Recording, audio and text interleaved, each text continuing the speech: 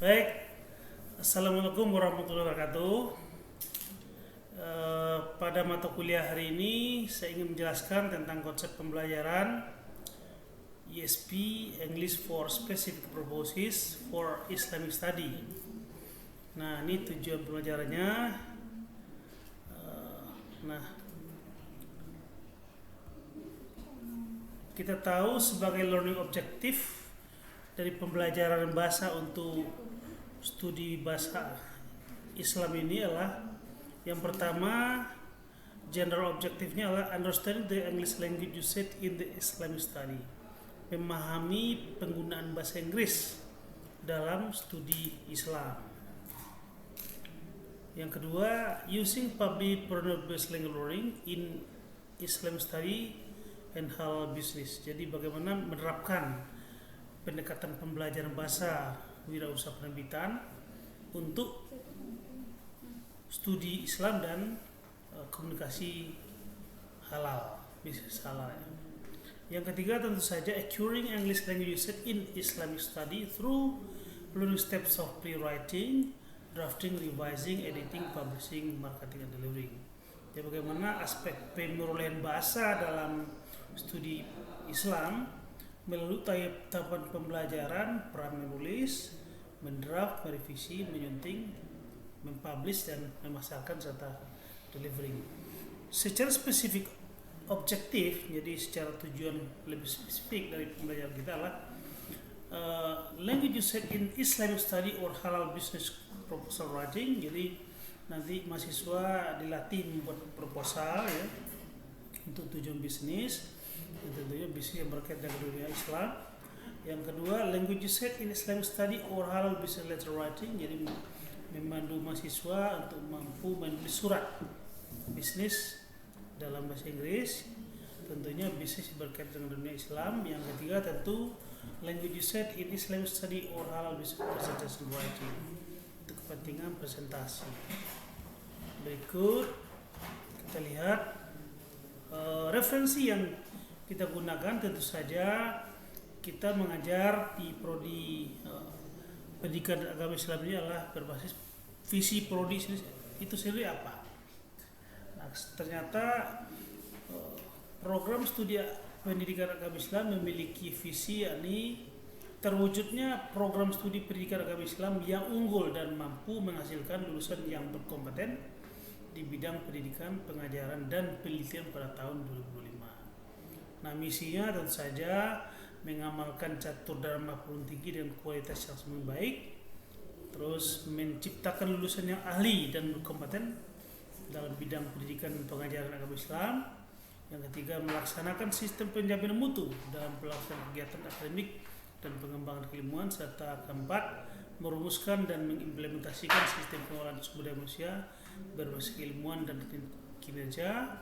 Yang kelima, tentu saja menjalin kerjasama dan kemitraan dengan berbagai institusi lain dalam upaya meningkatkan mutu pelaksanaan program dan kegiatan akademik.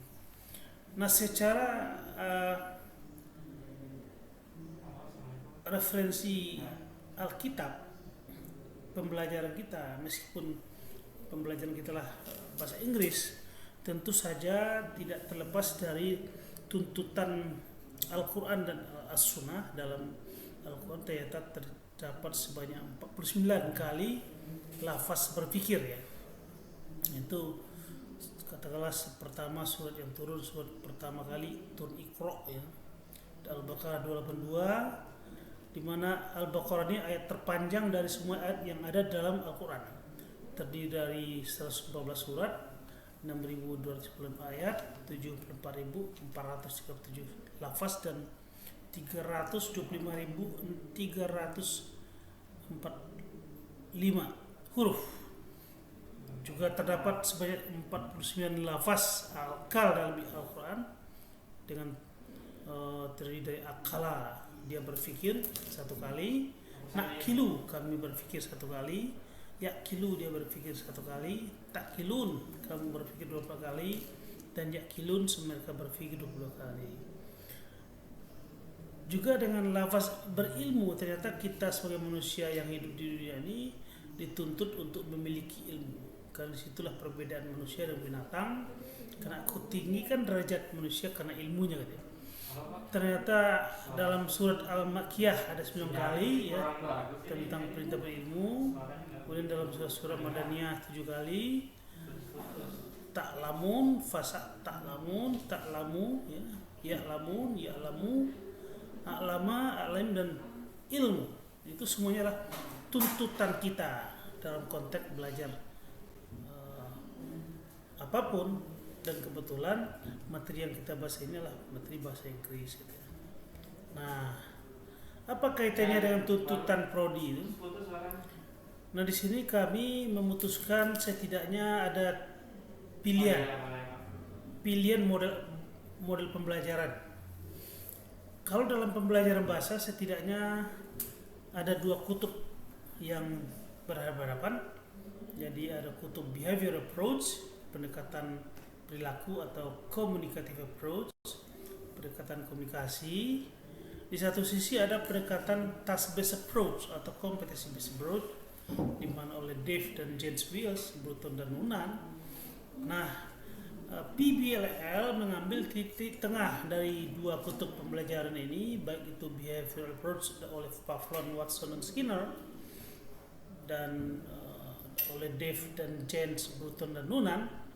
Di sisi lain, PBLL coba mengantar mahasiswa atau pembelajar mulai dari tahapan pre-writing, drafting, revising, editing, layouting, marketing, dan delivering, dengan target mahasiswa nanti setidaknya punya keinginan atau punya kemauan atau mampu menjadi penerbit mandiri.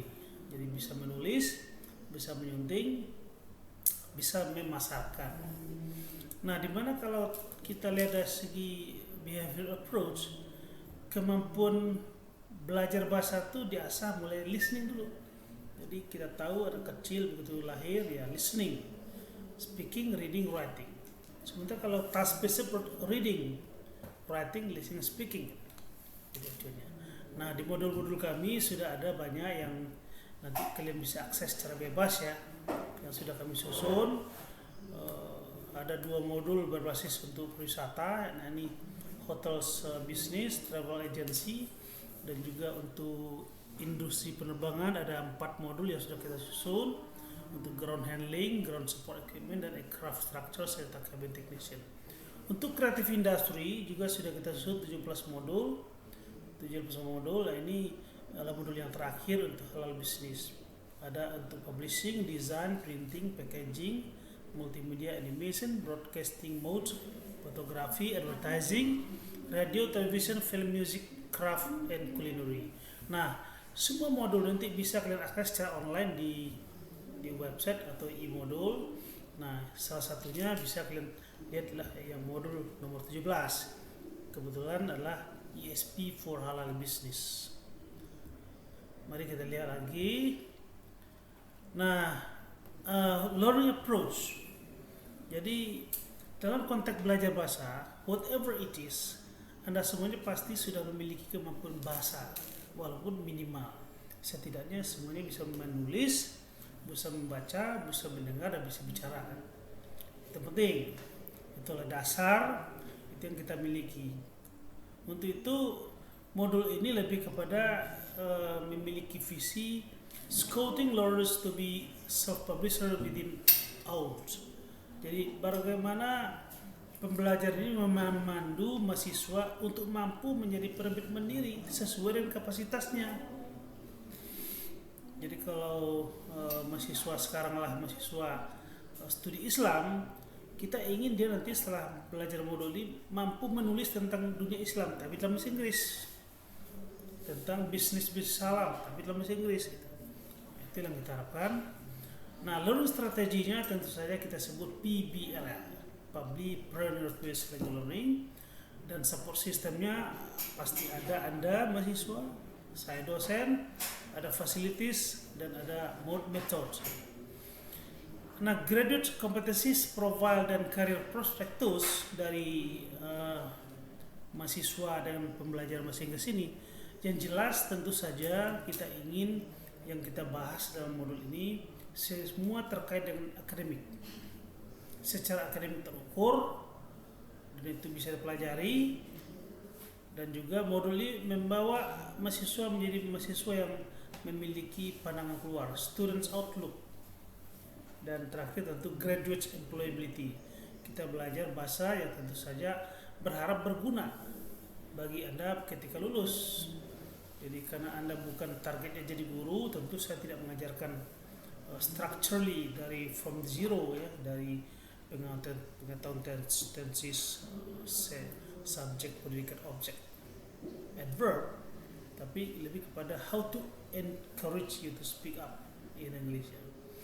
Nah, ini tahapan pembelajaran jelas dari pre-writing ya, tentu tahapan pre-writing disebut think and plan the project. Nanti kita diskusi membuat project apa yang kita sepakati bersama. Drafting, get your ideas down on paper. Jadi bagaimana ide yang sudah ada di pikiran menjadi masih berbentuk corpus mysticum menjadi corpus mechanicum, itulah get your idea down on paper, itu drafting. Langkah ketiga revising. Nah, kita nanti share each other your manuscript. Jadi project itu berbagi, itu disampaikan ke teman lain untuk dilihat, for getting feedback from others. Kemudian editing, find and correct any mistake. Belajar bersama-sama memperbaiki, menyeleksi atau mengoreksi dari kesalahan-kesalahan yang ada di teks-teks bahasa Inggris yang dibuat oleh teman-teman. Yang berikut nomor 5, layouting.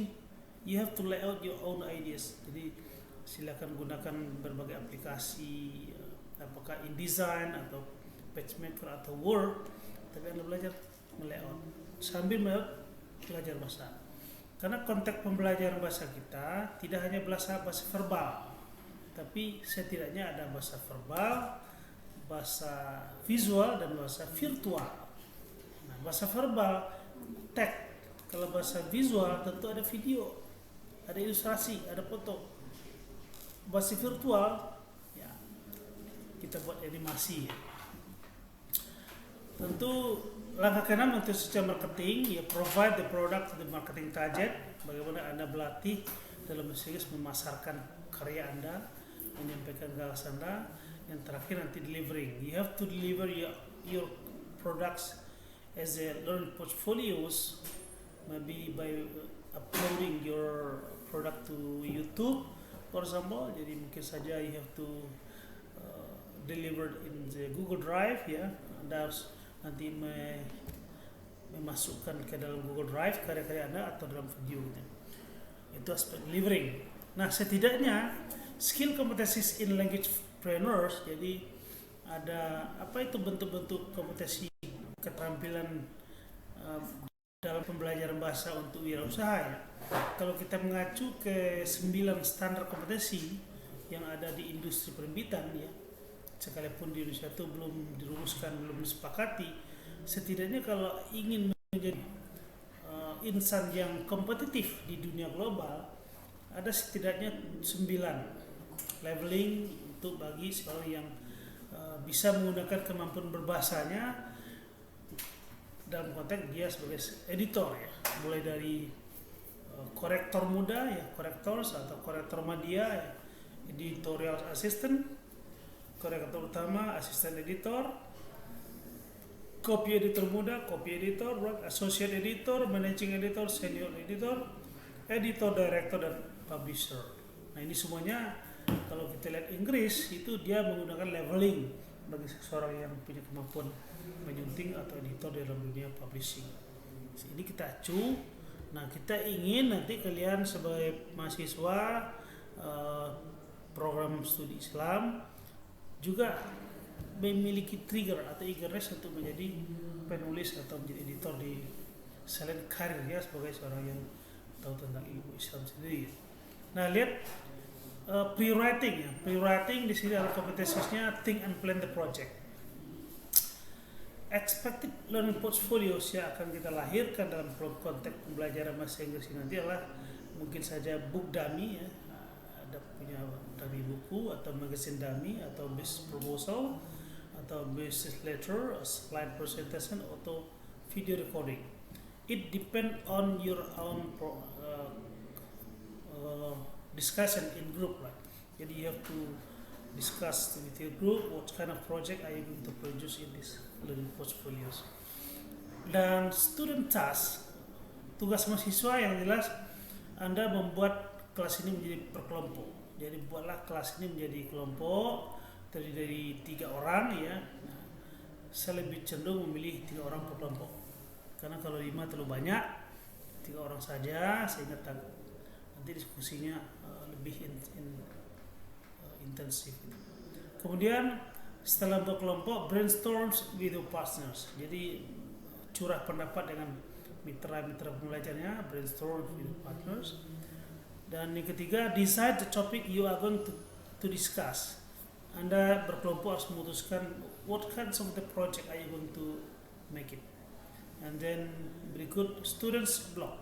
You have to create your blog. Jadi masing-masing mahasiswa harus membuat blog sendiri. Kalau yang belum punya, kalau sudah silakan nanti kita gunakan untuk menyimpan hasil pembelajaran kalian di sana.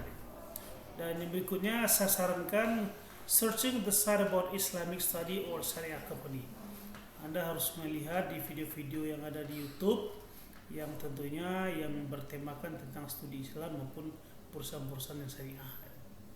Dan learning output dari pre-writing, of course, students peer reviewers, jadi kemampuan mereview masing-masing orang, jadi saling karena di antara mahasiswa belajar mereview karya masing-masing. Dan yang kedua, list of references, Anda mendapatkan referensi, name of product, dapat merumuskan nama produk, book or magazine, and then writing talent scouting, ya bisa menjadi bahan latihan menemukan bakat menulis Anda itu apa. Kemudian data collecting, ya bisa mengumpulkan data. Reading for writing, ya reading for writing, jadi membaca untuk menulis. Jadi tidak hanya sekedar membaca. Dan I advise you to watch the videos in this terminology. You just come to the YouTube and watch some videos that it is related to this study program. Nah, berikut kita lihat unsur drafting.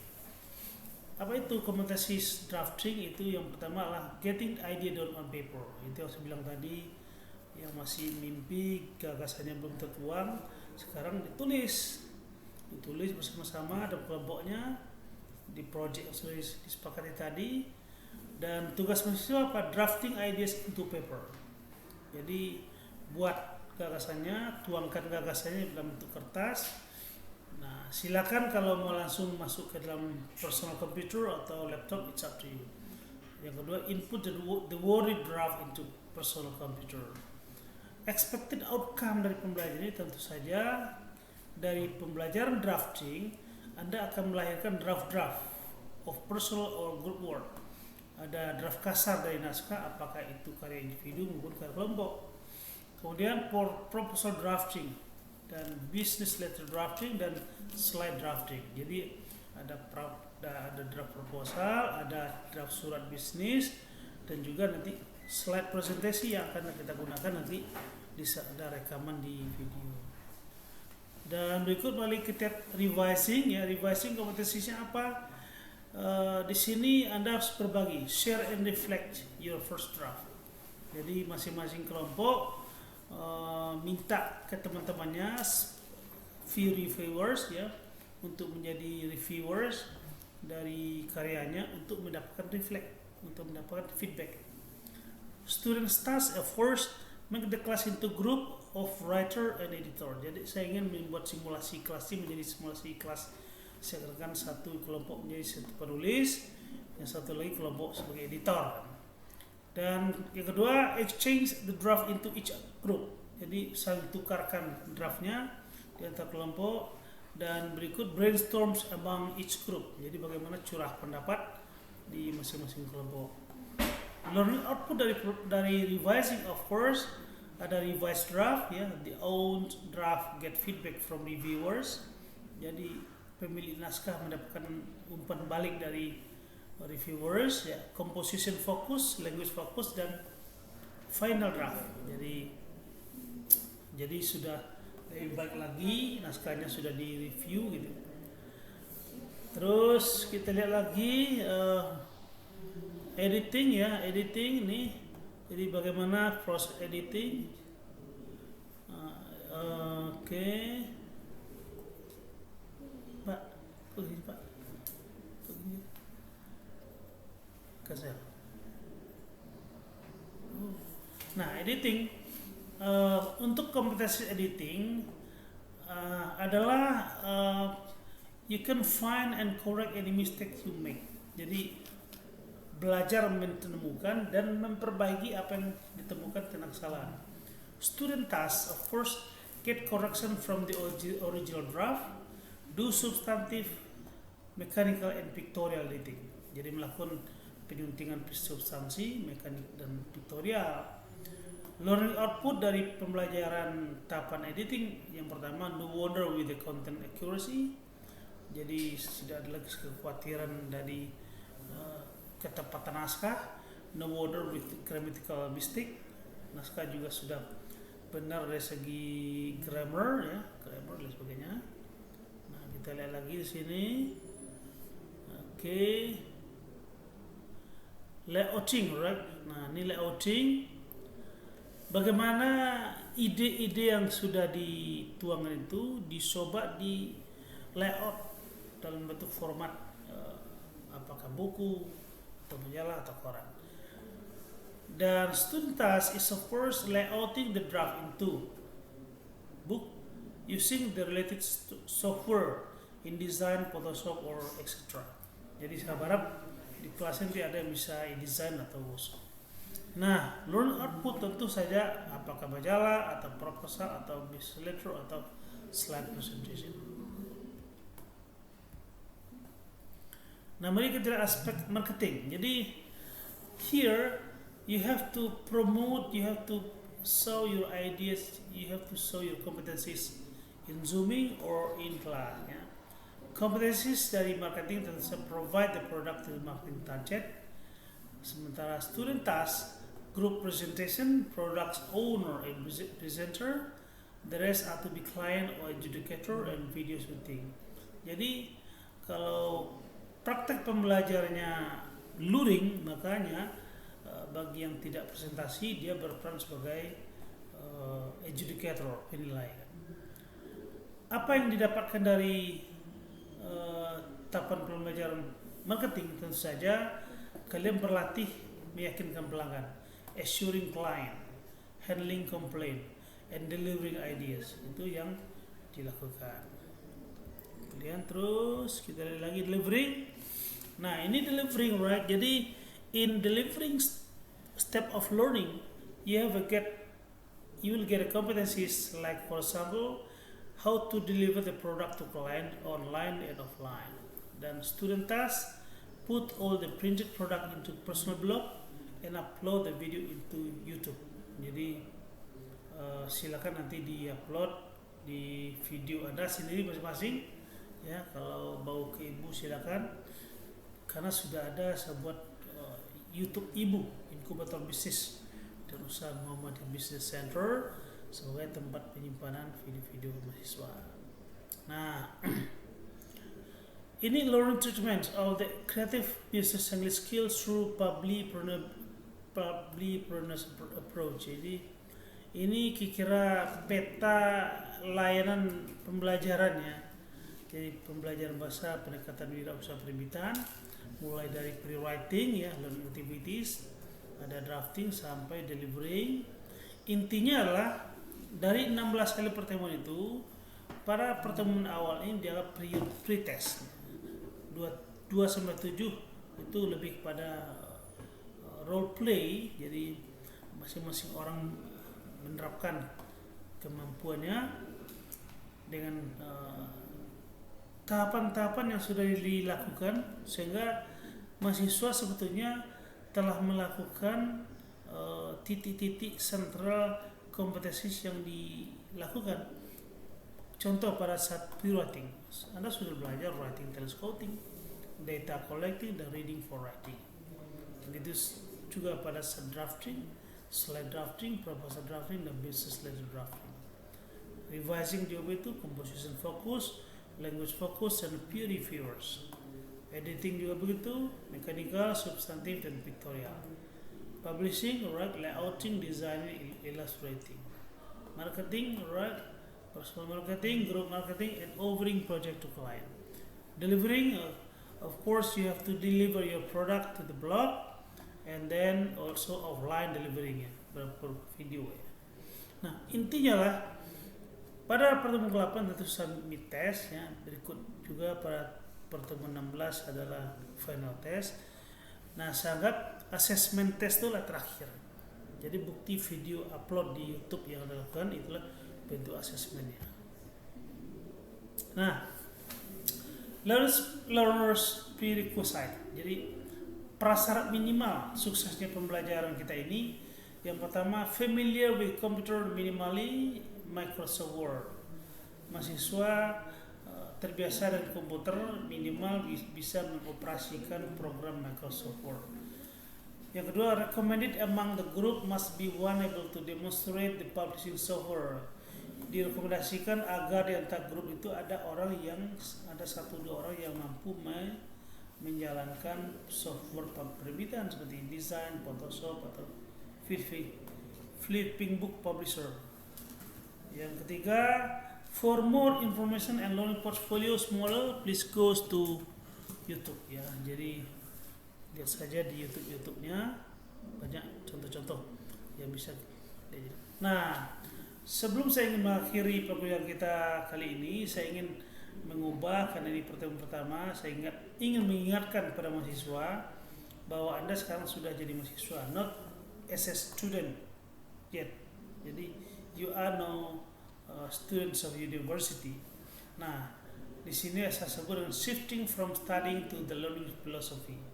Mengubah dari belajar menjadi pembelajar ya, jadi filosofinya. Dimana waktu Anda mahasiswa tentu ada studying, begitu Anda jadi mahasiswa sudah lecturing. Kalau waktu ada studying itu adalah teacher yang menjadi tempat Anda bertanya atau diajarkan, dan Anda disebut student. Nah, di saat Anda sudah jadi mahasiswa lecturing, di sini Anda bertemu dengan lecturer. Lecturer di sini setidaknya ada 3 tugas fungsinya. Pertama, facilitator, motivator, dan innovator. 3 saja. Di situ makanya Anda disebut learners, pembelajar, tidak lagi siswa. Jadi tugas kalian sebagai mahasiswa tentu saja harus bisa menggali ilmu sendiri.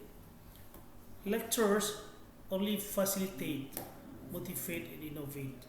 Jadi fungsi dari dosen lebih kepada memfasilitasi, memotivasi, dan memberikan inovasi. Nah, apa yang harus Anda kerjakan pertama-tama?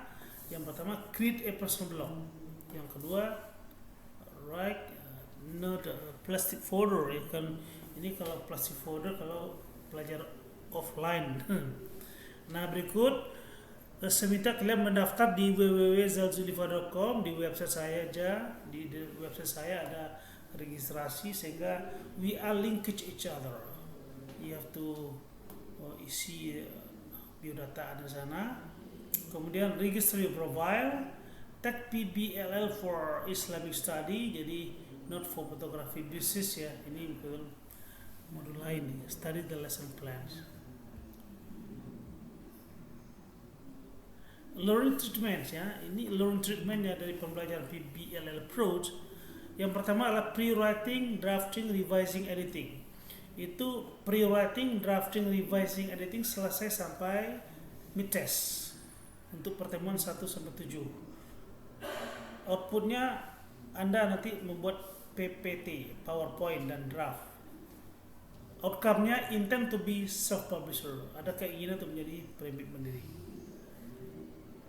Pada saat setelah mid-test, setidaknya we are going to focus on 3 items of learning step, yakni layouting, marketing, and delivering. Bagaimana naskah itu kalian layout, buat ilustrasi, buat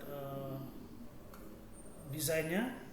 Kemudian marketing, you have to deliver, you have to make discussions or seminar or whatever. The most important, you have to expose your ideas in Zooming. Ya, jadi kalian harus bisa menyampaikan gagasan idenya. Tentunya ini mulai pertemuan ke-8 sampai ke-16. di mana berakhir pada saat final test. Output dari karya Anda belajar ini adalah dummy and video recording. Dan nanti akan kita masukkan ke dalam YouTube channel dari Forum Pengembang Buku Elektronik dengan harapannya impactnya ya, walaupun nanti setelah tidak lagi belajar bahasa Inggris dengan saya, the impact of this lecture is of course continually improvement on self-publisher. Ada kemauan untuk terus-menerus meningkatkan diri sehingga ingin menjadi penerbit mandiri. Karena dengan bahasa, apalagi support dan kemampuan mengoperasikan teknologi, laptop atau apapun, Anda bisa sebetulnya menjadi penerbit mandiri. Jadi Anda punya konsep, punya gagasan, punya ide, you just write down on your personal computer, and you just publish by yourself. For example, if you want to be published in secara ekonomik, ya silakan serahkan ke perusahaan-perusahaan komersial. Kalau tidak pun Anda terbitkan sendiri. Nah, ini Lawrence task. Jadi ada 4 modul sebetulnya yang saya buat. Yang pertama lebih kepada sentence building in Islamic study. Jadi yang modul pertama itu lebih kepada kemampuan membangun kalimat. Itu English for Islamic Study 1. Jadi lebih kepada memacu membuat kalimat. Setelah ada punya blog dan sudah punya YouTube channel, ada 7 yang Anda buat. Find a short article about Islamic study. Jadi temukan artikel pendek saja tentang studi Islam maupun tentang bisnis halal. Kemudian build 5 W1H sentences. Dari kalimat yang artikel pendek itu, buatlah kalimat yang berbasis 5W1H. What, who, where, when, why, how, dan who, right? And then setelah Anda membuat kalimat itu, coba list dari kalimat-kalimat yang Anda buat itu, which one is verbal, which one is nominal. Anda coba mendata, membedakan, apakah mampu membedakan mana ciri-ciri kalimat verbal dan mana kalimat nominal. Jadi I'm not going to teach you about the structure from the beginning, tapi we are just reviewing. Karena Anda di semester pertama untuk bahasa Inggris 1, jadi lebih pada review. Jadi dari kemampuan Anda menglist itu nanti tergambar apakah Anda sudah belajar bahasa Inggris cukup bagus waktu SMA atau tidak kan. Kemudian you have to identify tenses and its pattern. Mengidentifikasi tenses dan pola kalimatnya. Mana which one is subject, which one is predicate, which one is verb, which one is adverb. Nah, jadi Anda tahulah seperti pelajaran di SMA seperti sudah belajar ya di semua sekolah. Bahkan kalau yang tinggal di kota sudah belajar bahasa Inggris sejak TK. Nah, yang kelima, change sentences into active or passive voice. Jadi ubah kalimat-kalimat tadi menjadi bentuk aktif dan pasif. Kalau sudah aktif jadikan pasif, kalau sudah pasif jadikan aktif. Itu menunjukkan apakah kalian mampu mengubah kalimat. Yang keenam tentu translate the sentences. Kalimat itu diterjemahkan dalam bahasa. Dan terakhir, you have to give reasons why writer use sentences. Anda mampu menjelaskan kenapa sih penulis menggunakan tenses simple present tense, kenapa menggunakan tenses past tense, kenapa past perfect, kenapa future. You have to give the reasons, and of course you have already know what is the reason. What is the reason why do we write simple past, simple present, past continue.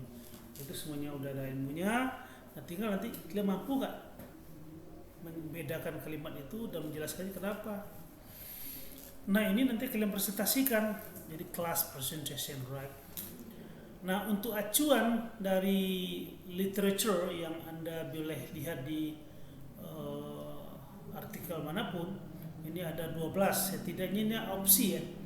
You can create or you can find from other references. Ini hanya daftar list yang kemungkinan artikel-artikelnya bisa dengan mudah kalian temukan dimanapun, apakah di Google ataupun di buku-buku ya. Yang pertama temanya tentang history of Islam, yang kedua tentang theology of Islam, law in Islam, philosophy in Islam, science in Islam, literature in Islam, architecture in Islam, arts in Islam, comparative religions, economic religion, psychology in Islam, dan Islam and modernity. Ini adalah tema-tematik yang bisa kalian pilih artikel-artikelnya, cari artikelnya dimanapun.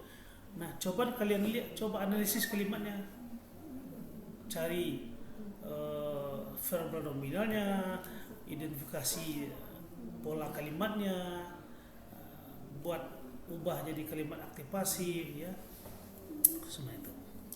Oke, berikut ini yang baru satu. Nomor 2 ini adalah language planners for halal business.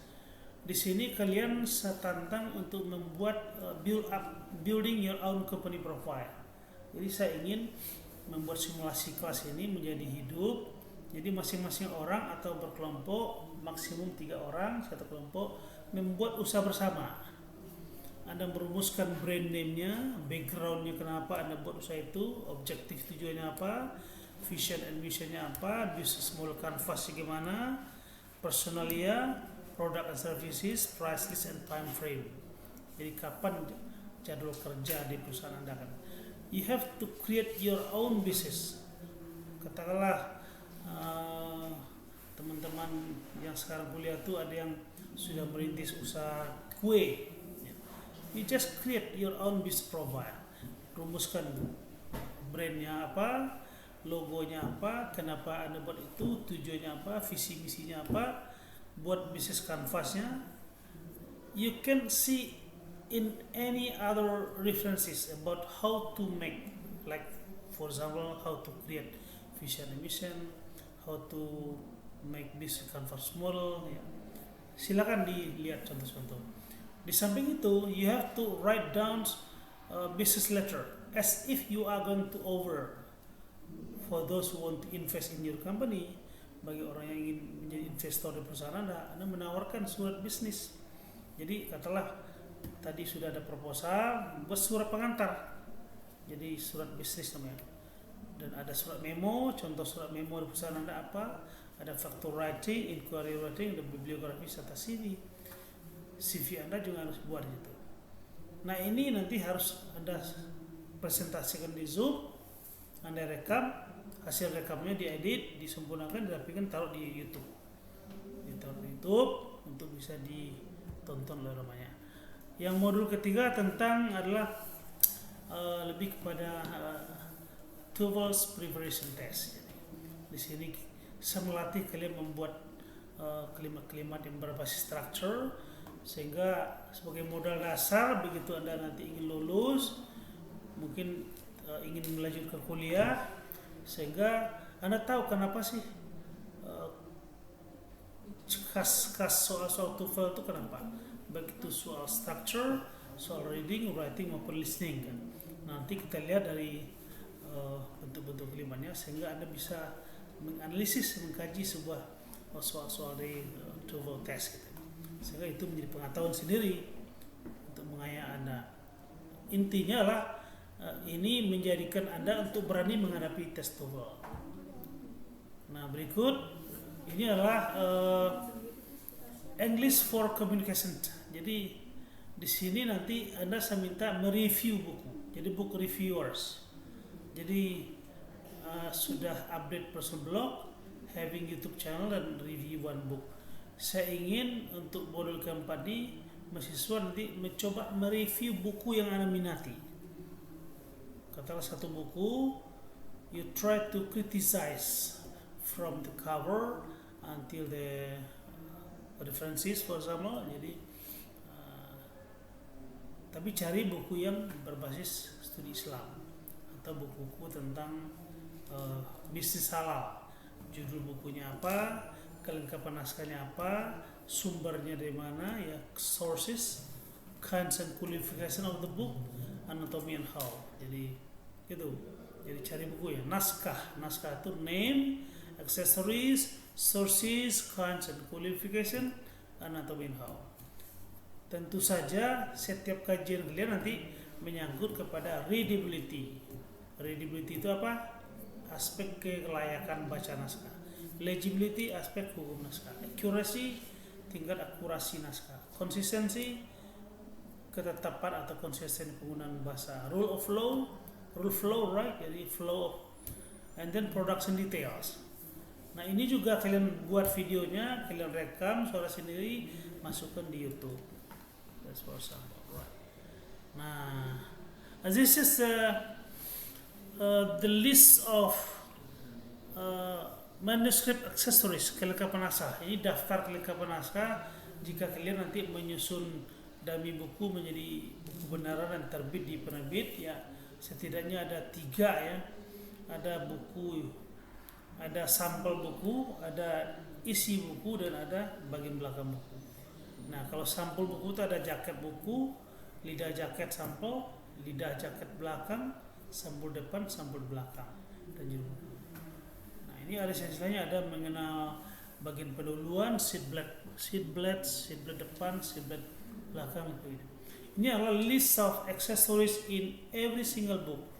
Jadi buku apapun yang kalian buat nanti, apakah buku bahasa Inggris atau bahasa Indonesia, inilah daftar-daftar kelengkapan buku yang harus ada. Nah kita lihat di sini berikut. Nah inilah tim penyusun. Jadi kalau Anda nanti di dalam kelas ini ingin menjadikan bukunya terbit menjadi buku benaran, bahkan bisa jadi buku itu terbit dalam versi buku elektronik, setidaknya ada tim kecil ya. Ada tim kecil itu kalau buku ditulis oleh 1 orang, 2 orang, bisa tim kecil. Ada nama penulis, nama editor, ada desain sampul buku, dan setter. Ada juga buku yang disusun oleh tim sedang, namanya ada penyusun data, penulis naskah, penerjemah, editor, asisten editor, proofreader, ilustrator, desainer sampul buku, desainer isi, dan setter. Ada juga buku yang udah menjadi versi elektronik ya, yang lebih lengkap lagi. Ada dewan redaksi, editor kepala, editor eksekutif, asisten editor, editor bahasa, editor ahli ya, sampai pemain musik, desainer, fotografer, ilustrator, semuanya. Ini semuanya tercantum dalam buku itu, sehingga buku Anda menjadi versi buku elektronik. Inilah pedoman-pedoman yang bisa kita gunakan nanti untuk pembelajaran bahasa pendekatan wirausaha penerbitan. Jadi you are encouraged not only reading, writing, listening, and speaking. Jadi tidak parsial, tapi dalam konteks pembelajaran ini semuanya kita dorong. Kemampuan readingnya didorong, kemampuan writingnya didorong, kemampuan listeningnya didorong. Melalui tahapan pembelajaran mulai pre-writing, drafting, revising, editing, publishing, marketing, and delivering. Oke, nah ini nanti kita harus membuat jadwal presentasi. Ini kira-kira formatnya. Jadi silakan nanti diisi nama siapa, kapan presentasi Zoom-nya masing-masing orang atau berkelompok, dan submit testnya, dan juga jadi di saat mid test setidaknya sudah ada PowerPoint. Pada saat final test sudah ada video dan PowerPoint. Jadi video, PowerPoint, dan dummy buku itu karyanya di 3 ya. Jadi video, PowerPoint, dan dummy buku pada saat final test. Tapi pada saat mid test itu masih PowerPoint saja, karena kita masih menyunting, memperbaiki lagi, dan merevisi lagi ya. Nanti di data siapa nama kalian. You have to choose one of you to be the leader of the class. Jadi harus memilih salah satu dari sekian orang yang harus mau menjadi ketua kelas atau sekretaris kelas, sehingga nanti saya bisa melakukan kontak personal kepada ketua-ketua kelasnya masing-masing. Nah itu kira konsep pembelajaran kita pada saat ini. Nah kebetulan ini modul disusun kerjasama dengan inkubator bisnis, Politeknik Negeri Media Kreatif, dan juga dikembangkan di Siomolek nanti ya. Nanti ada logo Siomolek. Tuh kira ya. Baik, itu sebagai latihan kami untuk membuat video dulu. Bagaimana Bu? Bagus Bu?